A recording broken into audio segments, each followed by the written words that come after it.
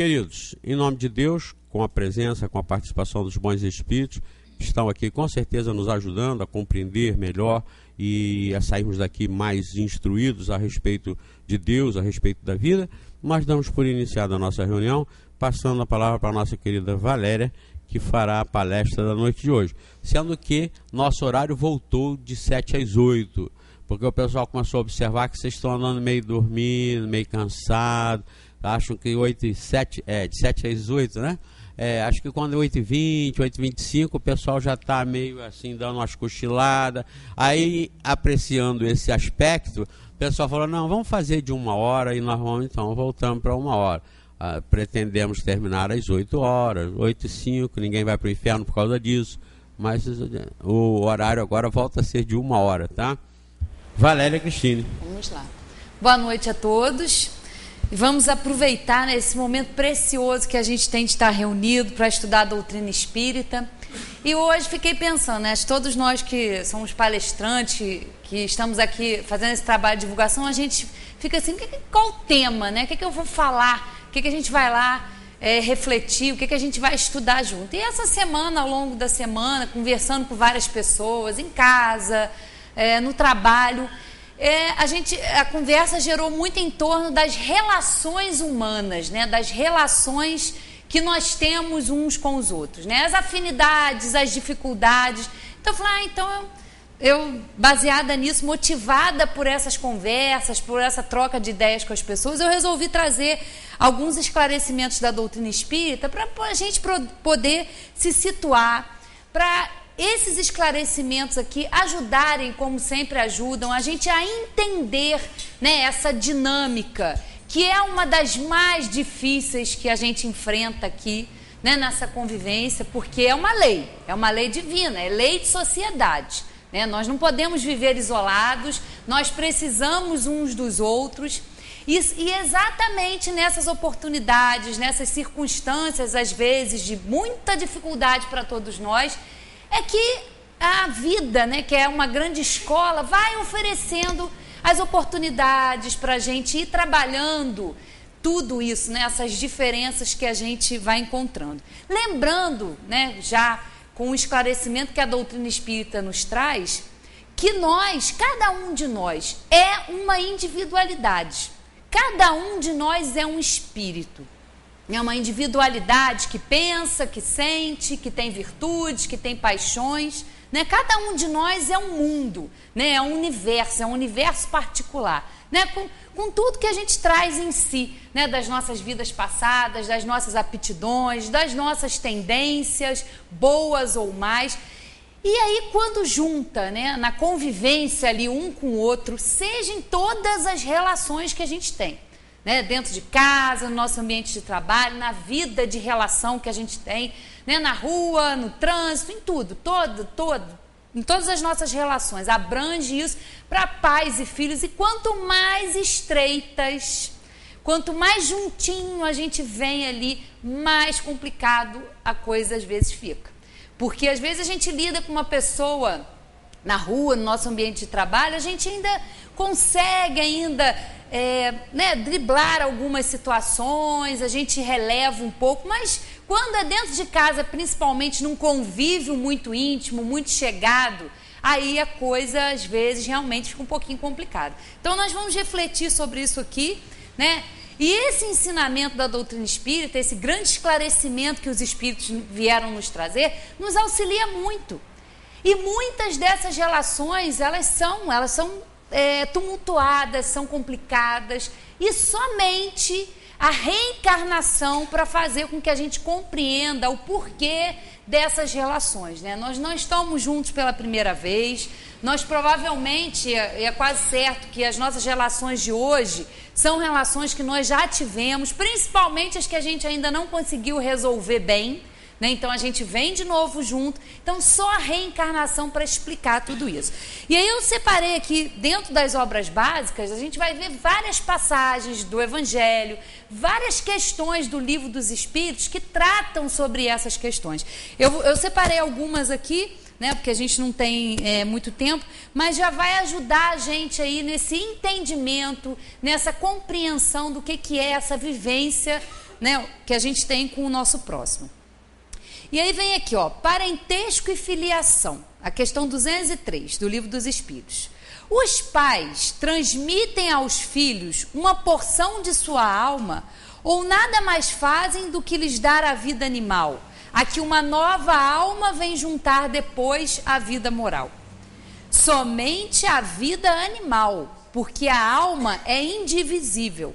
Um pai estúpido pode ter filhos inteligentes e vice-versa. E aí a gente nota isso aqui, é muito comum da gente observar, né? Às vezes uma mesma família, nós temos ali 3, 4 filhos que recebem a mesma educação, que recebem o mesmo amor, mas são completamente diferentes. Cada um tem uma aptidão para uma coisa, um tem mais tendência ao vício, o outro tem mais tendências a virtudes, um é mais amoroso, o outro é mais frio, né? Então os pais, como a gente viu aqui, eles vão transmitir aos filhos o corpo, o material genético, né? E claro que depois aquele corpo ali que está se formando vai ter uma alma que está ali designada para ocupar aquele corpo naquela encarnação, né? Então, os pais não vão transmitir virtudes, né? Os filhos não são páginas em branco, são espíritos, são individualidades que já vêm com esse histórico, né? Já vêm com esse currículo. Então, claro que é importante a chegada daquele espírito naquela família, porque a função do pai e da mãe é a educação.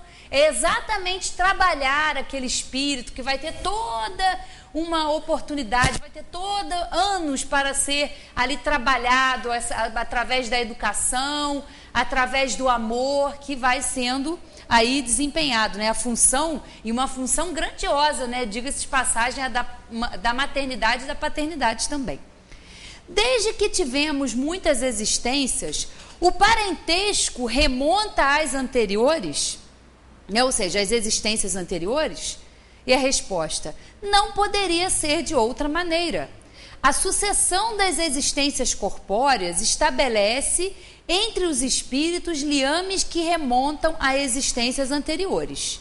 Disso decorrem frequentemente as causas de simpatia entre vós e alguns espíritos que vos parecem estranhos, né? Porque a gente vê, nossa, a pessoa parece que é de outra família, de outro planeta, não tem nada a ver ali com a família, mas sempre tem a ver.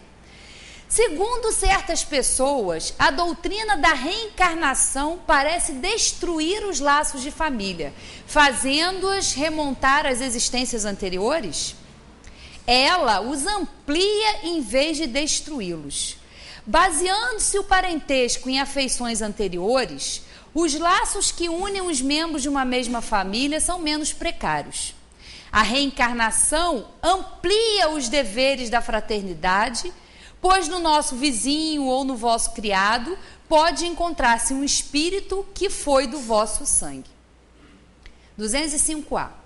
Ela diminui, entretanto, a importância que alguns atribuem à sua filiação, porque se pode ter tido como pai um espírito que pertencia a uma outra raça, ou que tivesse vivido em condição bem diversa. É verdade, mas essa importância se baseia no orgulho, né? Aquela coisa que a gente ainda, antigamente, né, na sociedade era mais evidente isso. Hoje ainda tem, mas aquele orgulho por pertencer à família tal, né, vinda de uma linhagem que se considera nobre, e às vezes você vai fazer até uma... Muitas pessoas dão muita importância ainda a isso por orgulho, aos seus antepassados, a sua árvore genealógica. Ninguém quer fazer árvore genealógica para descobrir que foi filho lá, às vezes, de um sapateiro ou de algum criminoso aí do passado. Isso ninguém quer. Todo mundo quer procurar ali na árvore genealógica quem foi nobre, né? Quem foi aí, mesmo às vezes sendo lá aquele que foi filho de uma pessoa simples e ter trabalhado, se esforçado, não quer aquela coisa, manter aquela posição, aquela pose. Não, foi filho de nobre, eu, né, tenho um nome, tenho sangue azul, como se acreditou já um dia. Tem gente ainda, né, que por muito orgulho defende isso com unhas de dente, porque pertence à família tal, porque eu tive um passado de nobres, né? E às vezes os nobres faziam as piores coisas possíveis, né? Inimagináveis às vezes, mas tem aquele orgulho, né? O que a maioria honra nos antepassados são os títulos, a classe e a fortuna. Este coraria de haver tido por avô um sapateiro honesto e se vangloria de descender de um nobre debochado. Mas digam ou façam o que quiserem, não impedirão que as coisas sejam como são, porque Deus não regulou as leis da natureza pela nossa vaidade. Desde que não há filiação entre os espíritos dos descendentes de uma mesma família, o culto dos antepassados seria uma coisa ridícula? Seguramente não, porque devemos sentir-nos felizes de pertencer a uma família na qual se encarnam espíritos elevados.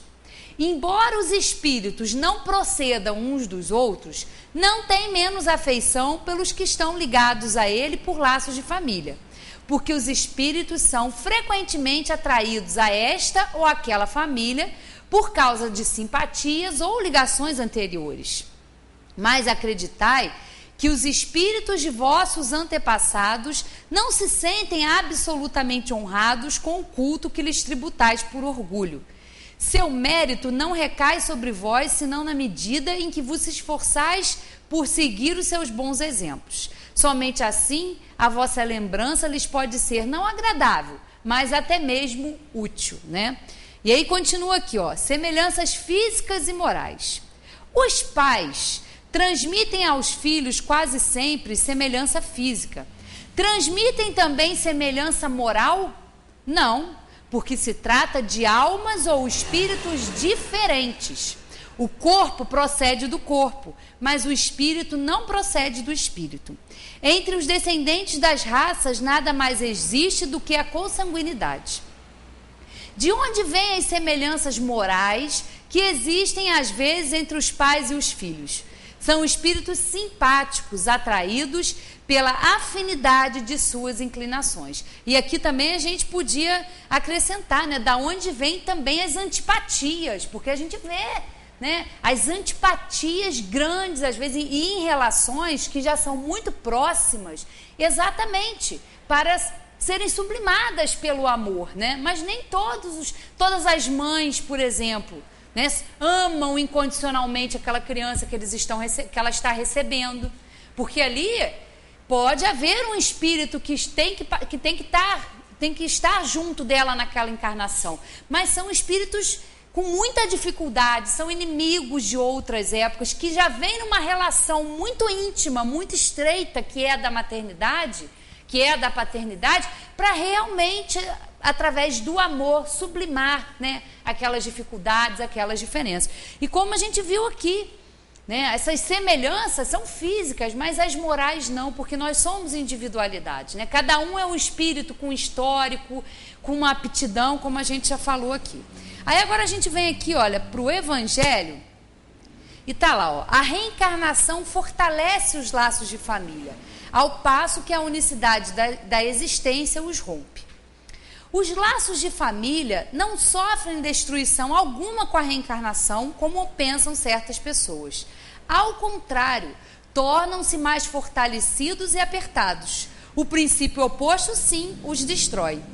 Isso aqui é fácil também da gente compreender, porque a gente pensa assim, eu estou hoje aqui encarnado e eu tenho a minha mãe, tenho meus irmãos, então, eu posso reencarnar numa outra situação, numa próxima encarnação, eu posso não vir com eles, eu posso nem ter mais contato com eles. Então, a princípio, a gente entende isso assim, né, causa até uma aflição, uma dor, mas eu não vou ter mais aquela pessoa. E muito pelo contrário, porque através da reencarnação, às vezes esses espíritos que têm dificuldades vão conseguir ali estabelecer um vínculo maior de carinho, de respeito, vão compreender o outro, vão praticar a caridade, essa indulgência, né? Não rompe, porque como disse bem o Zé Manuel na semana passada, né? Se tiver aí, e agora já tem outra aí previsto para novembro, aí dezembro, né? Uma explosão aí solar, que vai ter um brilho intenso aí, um brilho da lua que vai poder ser visto aí à luz do dia. Então, quer dizer, a gente vê que nós estamos passando por isso, e todos nós estamos submetidos a um meteoro passar aí, e virar todo mundo poeira, né? Não ter mais corpo, mas nós não vamos deixar de existir, né? Nós vamos continuar aí existindo. Então, como ele disse, não se apavorem, né? Se ficar o céu laranja, amarelo, roxo, uma explosão, não. Porque os laços que vão nos unir são os laços do amor. Esses espíritos que às vezes não têm nenhuma semelhança, que não são afinizados pela grande lei do amor, que às vezes estão juntos só para se melhorarem, vão se encontrar. É igual quando morre um ente querido, a gente fica preocupado em saber como é que ele está, se a gente vai desencarnar e vai encontrar, né, ele lá no plano espiritual. Se forem relações verdadeiras, relações baseadas no amor, na afeição mútua, claro que nós vamos nos encontrar. Nós vamos cada vez mais nos depurando das nossas inferioridades, depurando o nosso espírito, e claro que todos nós vamos ficar irmanados, ligados pelas mesmas intenções, ligados pelo amor, que muitas relações, às vezes, que nós temos, uma parentela corporal, eles se desfazem na própria existência. Porque às vezes eles têm ali, têm a sua razão de ser, nós estarmos juntos com aquelas pessoas, mas às vezes é só uma oportunidade realmente ali da gente conseguir melhorar. Mas se não há uma afeição verdadeira, logo aquilo vai se desfazer. Então é claro que também nós não vamos levar para o plano espiritual, nem aqui nós vamos manter essas ligações. É só realmente pelo amor, pela caridade, pela indulgência que nós vamos nos unir numa grande família. Então, a reencarnação ela não destrói os laços, muito pelo contrário, né? Quanto mais nós nos desenvolvemos, quanto mais nós avançamos enquanto espíritos, mais nós vamos estar reunidos com esses espíritos que também, né, fazem esse trabalho aí e se esforçam. No espaço, os espíritos formam grupos ou famílias entrelaçados pela afeição, pela simpatia e pela semelhança das inclinações. Ditosos, pois, por se encontrarem juntos, esses espíritos se buscam uns aos outros. A encarnação apenas momentaneamente os separa, porquanto, ao regressarem à erraticidade, novamente se reúnem como amigos que voltam de uma viagem. Muitas vezes até uns seguem a outros na encarnação, vindo aqui reunir-se numa mesma família ou no mesmo círculo, a fim de trabalharem juntos pelo seu mútuo adiantamento. Se uns encarnam e outros não, nem por isso deixam de estar unidos pelo pensamento. Os que se conservam livres velam pelos que se acham em cativeiro. Os mais adiantados se esforçam por fazer que os retardatários progridam. Após cada existência, todos têm avançado um passo na senda do aperfeiçoamento.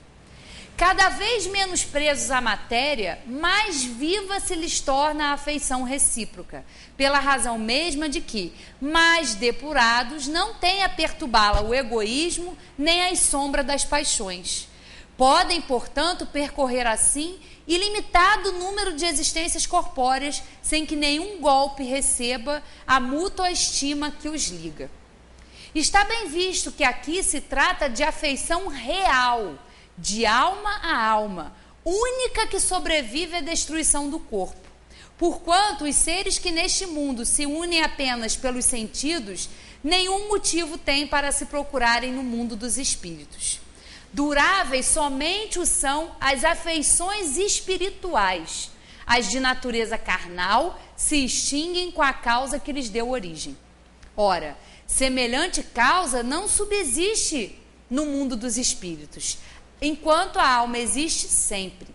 No que concerne às pessoas que se unem exclusivamente por motivo de interesse, essa nada realmente são umas para as outras. A morte os separa na terra e no céu.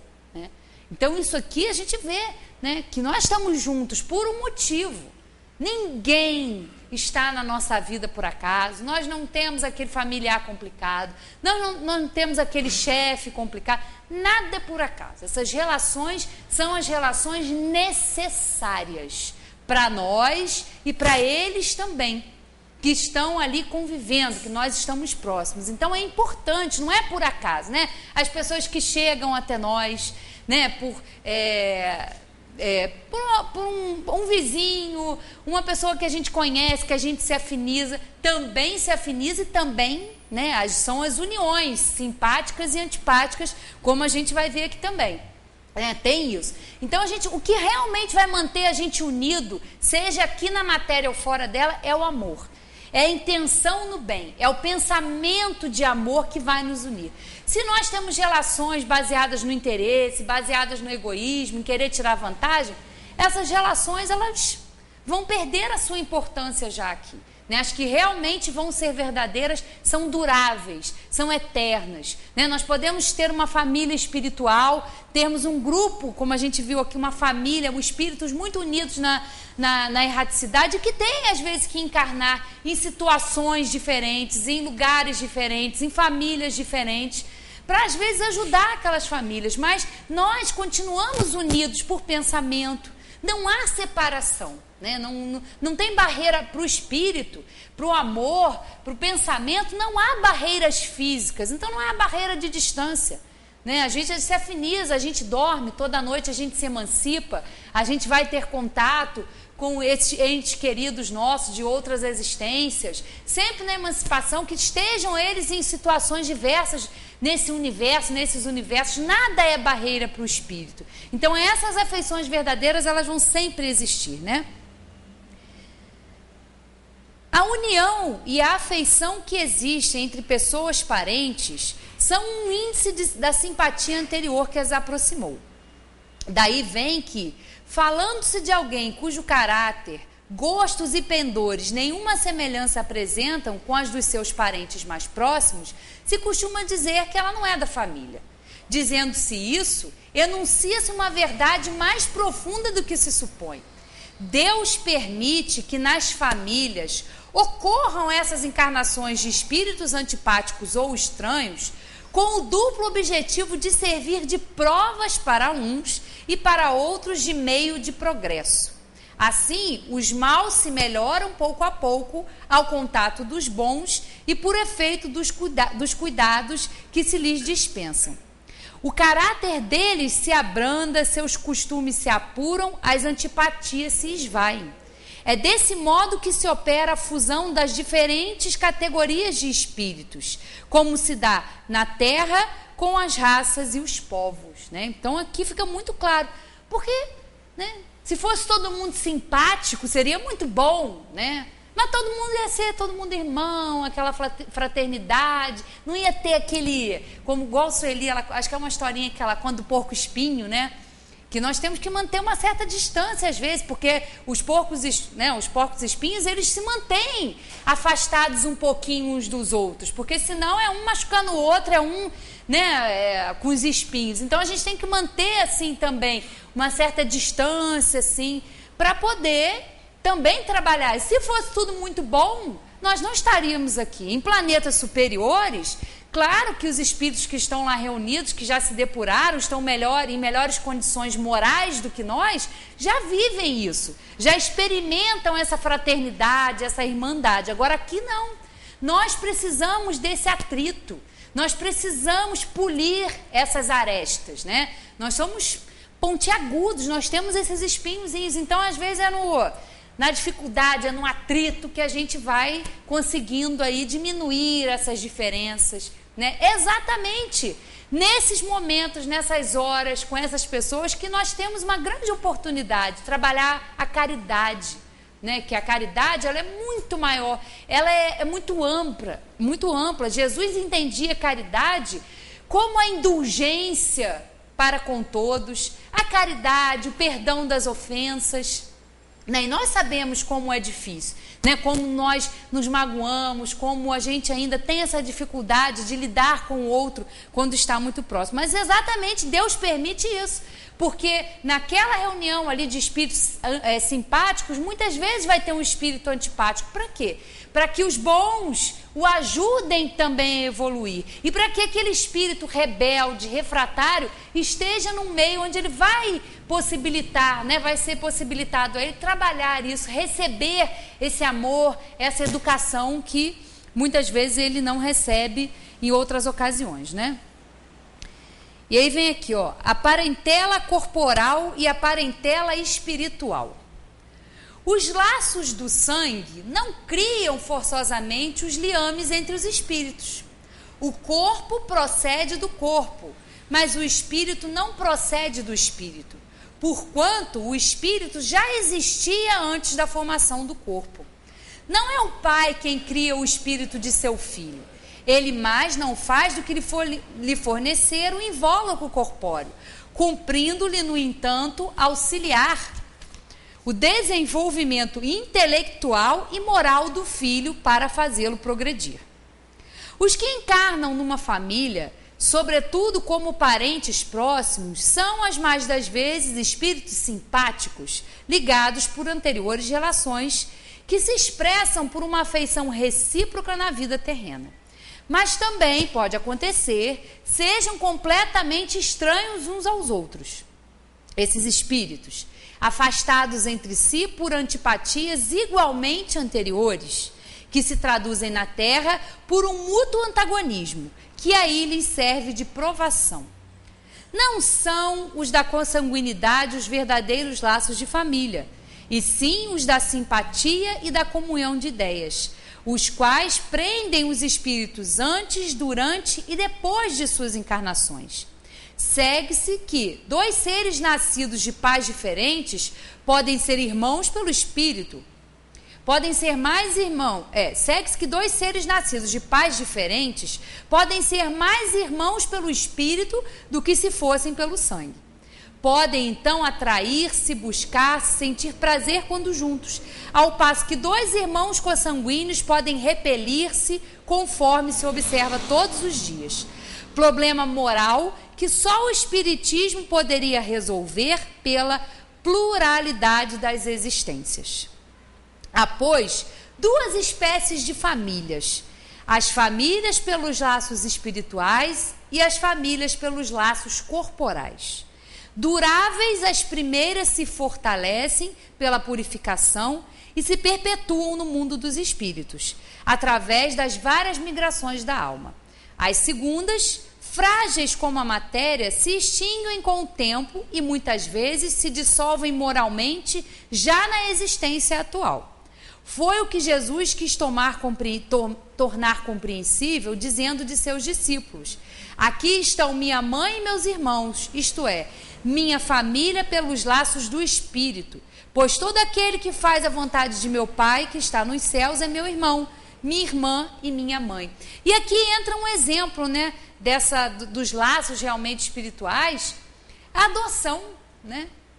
Quantos casais aí que adotam, né, crianças? De uma certa maneira, a gente sempre tem que adotar, né? Eu costumo refletir muito sobre isso, porque você gerar um filho ou você adotar uma criança que já existe, é adoção também. Porque se aquele pai e aquela mãe que geraram não estiverem compromissados, não estiverem com responsabilidade com aquele espírito, eles não estão adotando aquele espírito. É preciso essa adoção. Adoção pelo amor. E a adoção, às vezes, que acontece, né? Quando um espírito, quando nós temos que ficar juntos, viver uma encarnação juntos, de alguma maneira, aquele espírito vai chegar até nós, através de uma adoção, através de um sobrinho, de uma criança que pode ser deixada na nossa porta. Vários exemplos que nós temos. Então, é adoção também, né? Aqueles laços, às vezes, aquelas crianças nos abrigos, os pais adotivos costumam sempre relatar essa história, que às vezes chegam no local para adotar uma criança e de alguma maneira há uma simpatia recíproca no momento que às vezes aquele casal chega num abrigo, que aquela criança se aproxima. Na verdade, eles dizem que são as crianças que adotam os pais, né?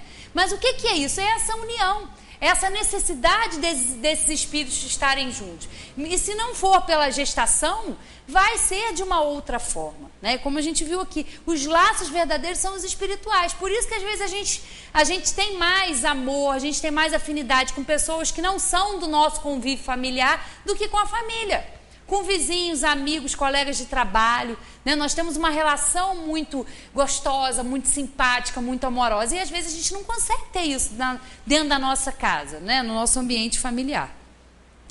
A hostilidade que lhe moviam Não, aqui já vai falar sobre, porque esse capítulo aqui está falando, quando Jesus fala de honrar vosso pai e a vossa mãe, que ele questiona, né? Ah, Jesus, ele estava reunido com os apóstolos, chega a mãe, chega os irmãos, né? Porque eles não entenderam também a missão de Jesus, né? Eles achavam que Jesus estava louco, né? Então eles chegam lá para falar com Jesus e ele fala, não, né? Ele não estava se desfazendo de maneira alguma da mãe dele, claro que não. Mas ele estava querendo dizer que todos que fazem, que seguem a vontade de Deus, que fazem aí, que cumprem os seus desígnios, são irmãos. Então a gente com isso aí vai mostrando realmente essas relações que nós temos. E aí dentro dessas relações que nós vamos tendo aí muitas vezes tumultuadas, nós vamos experimentar alguns sentimentos que isso também explica, né? Todos nós já passamos por isso aqui e é causa realmente de muita dor. Decepção e quebra de afeição, né? Quem não passou já por isso? Né? Tem uma amizade e às vezes se decepciona. Então, o que os espíritos, aí vai falar de uniões antipáticas aqui. Vamos lá, ó. Decepções, ingratidão e quebra de afeições. Questão 937 do Livro dos Espíritos.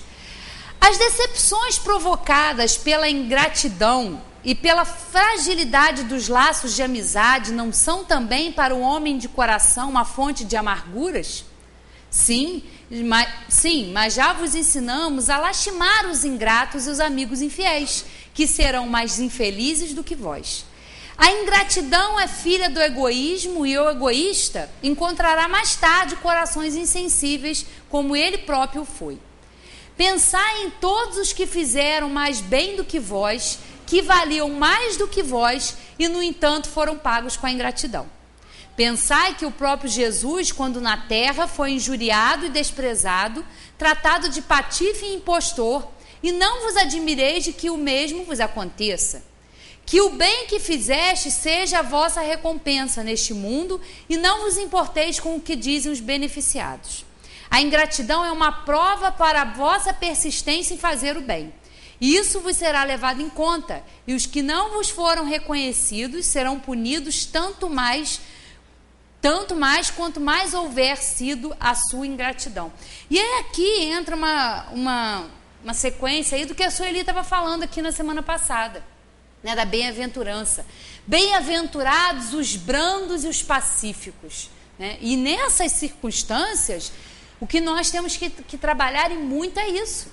Né? É a indulgência, é a paciência, porque muitas vezes essas relações vão gerar esses sentimentos de mágoa, de insatisfação, de ingratidão, né? Nós vamos passar muitas vezes por isso, até ali dentro da nossa família, né? Nas nossas dificuldades, nas nossas relações tumultuadas, nós vamos passar por isso. Mas é o que ele fala aqui, porque a gente às vezes pensa assim, né? Como o Sueli disse na semana passada, eu não quero me importar com o outro, eu quero saber de mim. Aí a gente vê tudo isso que a gente vive, essa indiferença social, essa falta de gentileza, essa falta de delicadeza, né? Nas nossas relações, porque as pessoas não estão mais querendo respeitar o outro, querem passar por cima. Eu não vou ser assim, porque eu sou bom com todo mundo e o que eu ganho é ingratidão.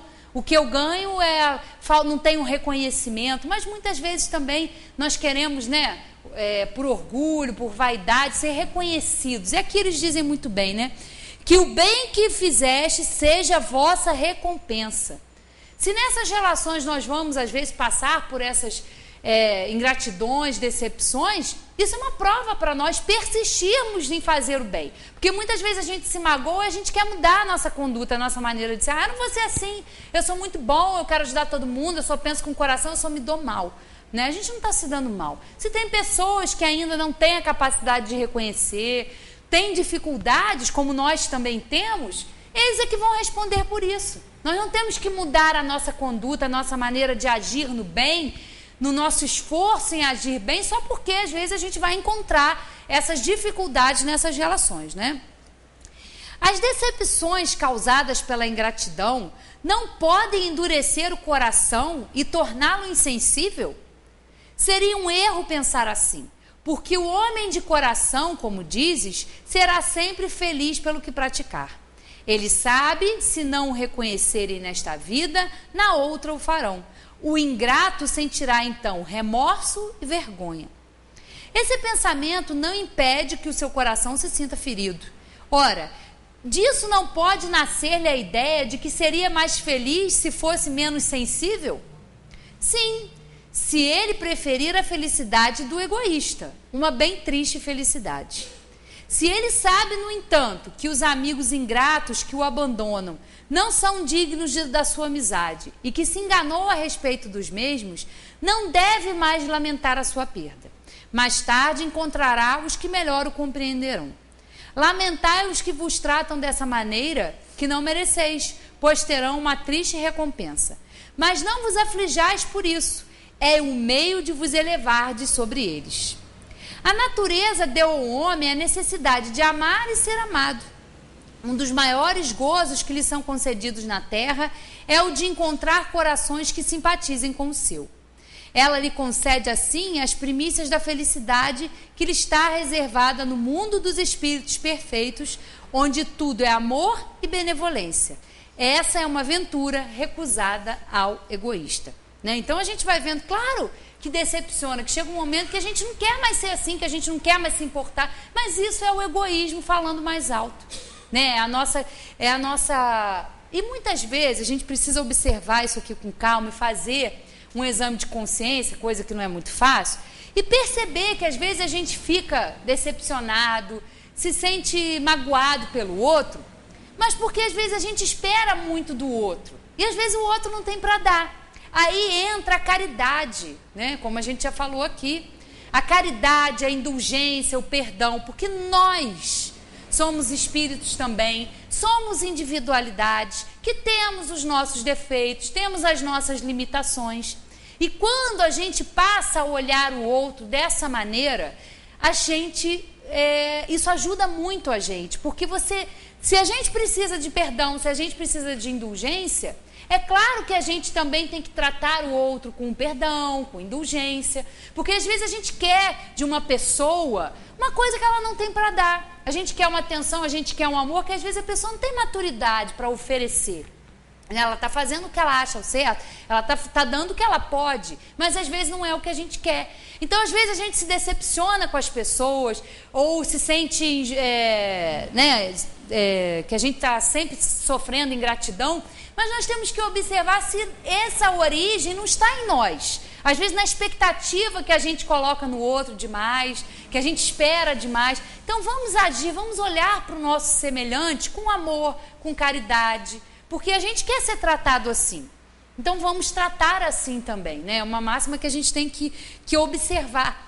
E observar mesmo, realmente, eu esperei muito daquela pessoa, eu projetei muito naquela pessoa, e aquela pessoa não pode ainda me dar esse amor, não tem essa maturidade, ou a gente quer muita atenção, a gente quer um polimento no nosso ego, na nossa vaidade, né? Nós temos todas essas inferioridades. Então, a gente tem que observar se isso que às vezes a gente está acusando o outro de nos ter feito, se nós não esperamos demais, não criamos expectativas demais, porque às vezes a gente vai ver, o outro não foi ingrato. É que eu queria que ele agisse assim, mas ele ainda não está pronto para agir assim.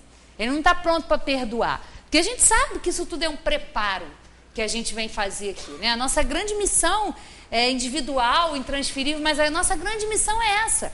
É a nossa reforma íntima. É tratar da nossa moral, é tratar do nosso espírito, né? E nesse tratamento a gente sabe que a gente vai ter aí as oportunidades que são as que a gente precisa, né? Não é que eu queria que tudo tivesse tudo certo, eu queria ser feliz. A gente sabe que aqui não é um planeta onde a felicidade prevalece, é um planeta inferior, porque nós que estamos aqui precisamos desse planeta, precisamos dessas dificuldades, que na verdade são grandes oportunidades para a gente trabalhar, né? O espírito, são as ferramentas.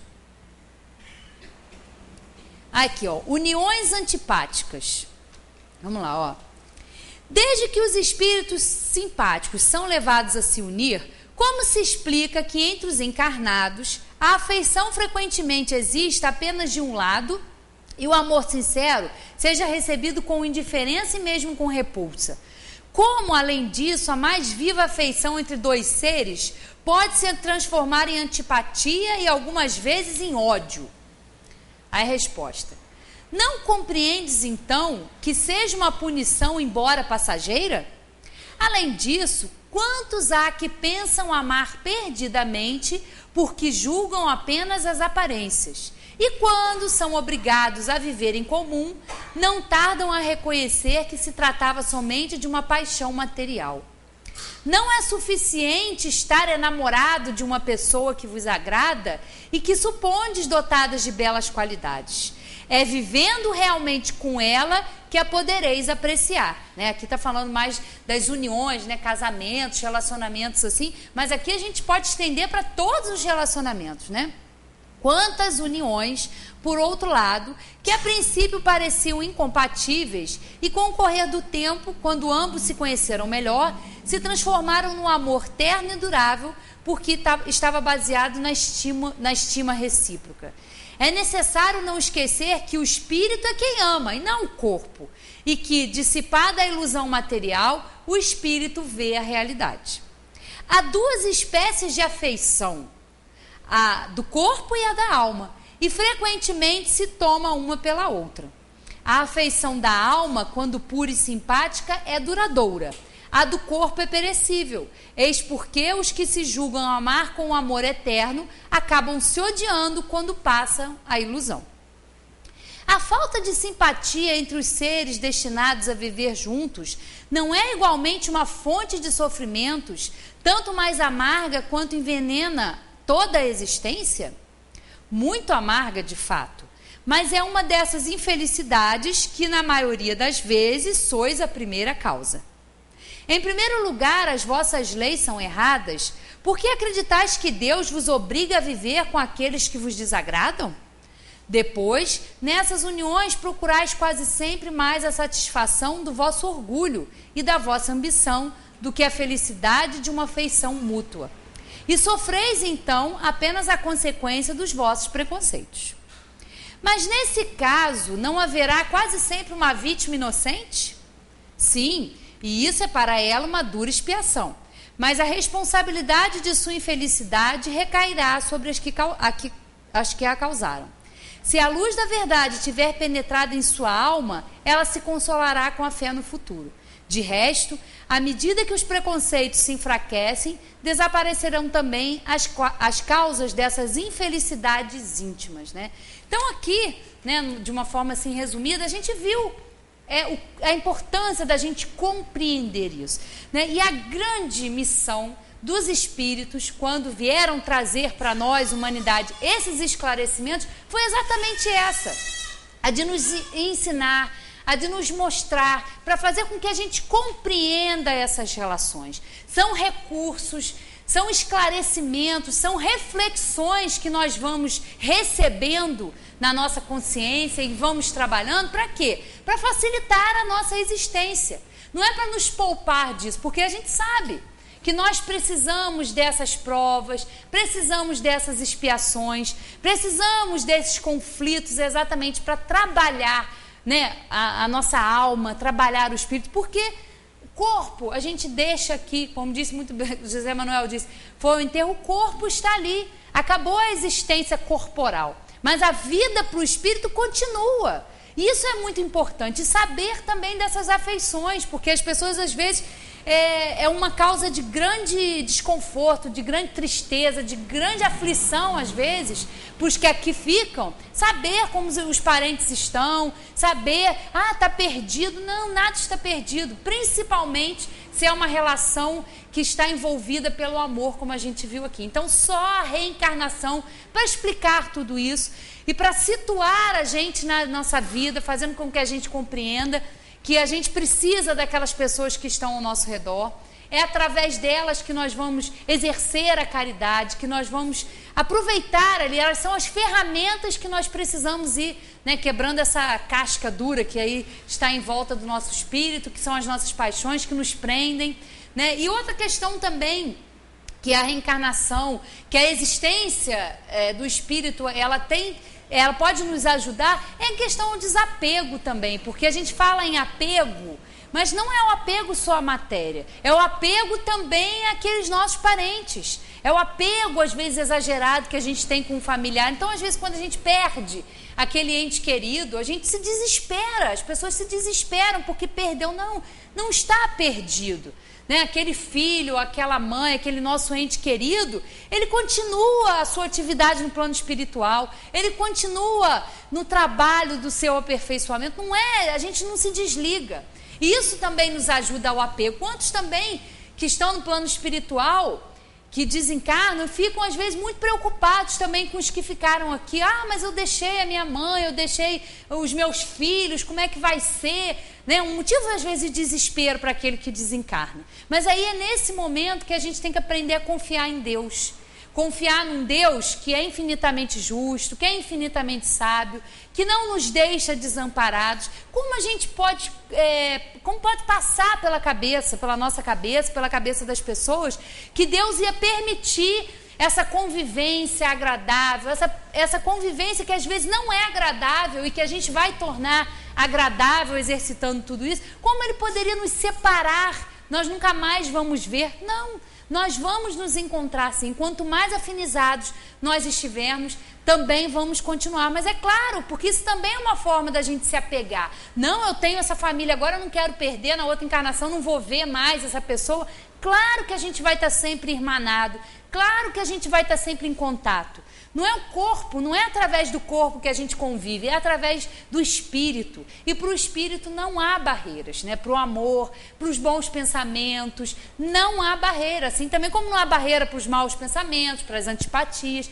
Isso tudo a gente aprende a trabalhar e a usar isso como esse entendimento é um recurso que a gente tem, né, a nosso favor. E é claro que Deus está aí para dar as oportunidades que a gente precisa. E vamos amar sim. Amar os inimigos, porque os inimigos às vezes não sempre, né, nos prestam maior favor às vezes do que um amigo, né, porque às vezes aquele inimigo, ou encarnado ou desencarnado, ele vai chamar a nossa atenção a respeito de uma coisa na nossa personalidade que a gente está agindo, que a gente não gosta, que o inimigo ele não tem escrúpulo, ele né, como a gente brinca, vai lá e bota o dedo na ferida, muitas vezes, mas aquele dedo na ferida às vezes é o toque que a gente está precisando para despertar, para deixar de ser às vezes egoísta, orgulhoso. Então ele às vezes é muito mais amigo do que um amigo às vezes que não tem aquela honestidade às vezes em falar alguma coisa a respeito do nosso caráter, a respeito do que a gente precisa mudar. Então a gente tem que observar também quando uma pessoa fala, vamos observar aquilo ali, vamos analisar com carinho, porque às vezes o inimigo ele está sendo ali mais útil do que um amigo, na verdade, né? Então, que a gente possa aí refletir, e é um bom esclarecimento esse, porque a gente sempre está falando sobre isso, a gente vivencia isso, né, o tempo todo. Pô, mas eu não consigo, às vezes, me dar bem com aquele familiar, e com a outra pessoa é como se fosse um irmão. Por que isso? A gente sabe que são essas dificuldades, esses laços aí, que às vezes não são só de simpatia, mas vamos também procurar fazer os laços de antipatia, né, virarem aí laços de amor, porque é isso que a gente tem que fazer aqui, né? Uma boa noite a todos e até a próxima. Muito bem, viram como vale a pena? Vale a pena. Todas essas reflexões dizem respeito a todos nós. Nós temos envolvimentos com esse assunto que foi apresentado, mais ou menos. Então a gente aqui, exercitando esse conhecimento, ouvindo isso, nós temos também uma correlação com os princípios básicos do Espiritismo, que são a reencarnação, os mundos habitados, a comunicabilidade dos espíritos, a perfeição para todos e para tudo.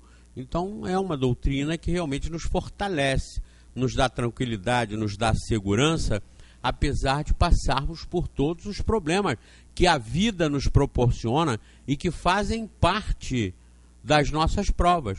Nós não estamos aqui na Terra por acaso, nós não estamos aqui abandonados, nós estamos aqui porque esse é o planeta ideal, esse é o planeta próprio e adequado que nos proporciona todos os problemas que o planeta proporciona. Através do convívio, como nós vimos aqui na palestra, e através dos cataclismos, das coisas que acontecem. Eu já recebi aqui o jornal, ou de hoje, não sei se de hoje, mas acho que de hoje, do Globo, ou de sexta e tal, e que vem trazendo assuntos sobre a astronomia, não é? As grandes manchas do Sol como fonte de preocupação, o cometa que vai passar aí, o asteroide que vai passar aí e vai ser do tamanho da Lua, vai parecer o tamanho da Lua. Eu já disse para vocês, de um momento para o outro, um troço desse qualquer cai aí, bate aí, e daí? Nós vamos trocar de planeta, quem sabe que a gente se encontra num outro, até mais bonito que esse, quem sabe também, a gente vai se encontrar, porque ela argumentou aqui, e o que os Espíritos vêm nos falar, não nos preocupemos, façamos a nossa parte sempre, da melhor forma possível. Vamos ser felizes, alegres e contentes. Vamos trabalhar, vamos ser honestos, vamos procurar nos conhecer cada vez mais, para nos melhorarmos cada vez mais, mas vamos estar sempre atentos, porque de repente nós podemos trocar de planeta, trocar de mundo. Essa é a realidade universal, essa é a realidade da criação. Hoje nós estamos aqui porque esse é o adequado. Até por essa apreensão de passar ou não por certos problemas, fazem parte também do nosso treinamento. Então, não se preocupem, façamos sempre a nossa parte, pensemos bem, queimemos as inimizades, as antipatias, procuremos acabar com isso. Isso é uma coisa só pessoal, é só você que pode resolver com você. Ninguém pode resolver para você. E para terminar uma inimizade, não precisa ir lá e abraçar o inimigo e beijar, porque ele pode reagir e dar um problema mais grave. Não precisa ir lá pedir para carregar a bolsa de feira dele, que ele pode não gostar, ele pode achar isso uma provocação, mas perdoa de você para ele. Corta, acabou. Você não é mais inimigo dele. Quando você vê, não vibre mal, não acelere o coração, não pense bobagem. Não, eu perdoei. O perdão tem que ser imposto a nós mesmos. Nós que temos que impor a nós mesmos o perdão. Mais tarde, se tiver uma oportunidade, se um dia tiver uma chance, aí a gente vai ter, já está com o coração pronto para receber a pessoa, para receber o ex-desafeto. Então façamos isso. Nós não estamos aqui para outra coisa. Se nós ganharmos muito dinheiro, comprarmos muitos edifícios, apartamentos, aviões, mansões, se uma porcaria dessa cai aqui em cima, acabou tudo. Você perdeu tudo, você não tem mais nada. A tragédia de Friburgo mesmo mostrou isso. Tinha muita gente no dia 12 de janeiro querendo se matar, porque foi dormir rico e amanheceu pobre. A tragédia destruiu tudo. O lamaçal, a avalanche dos morros aí, acabou com tudo que o sujeito tinha, empresas e tal, e daí? Não acabou com a vida, não acabou com a oportunidade, continua. Nós não estamos aqui para comprar bens, nós estamos aqui para enriquecer a nós como alma, como imortais que somos, não é?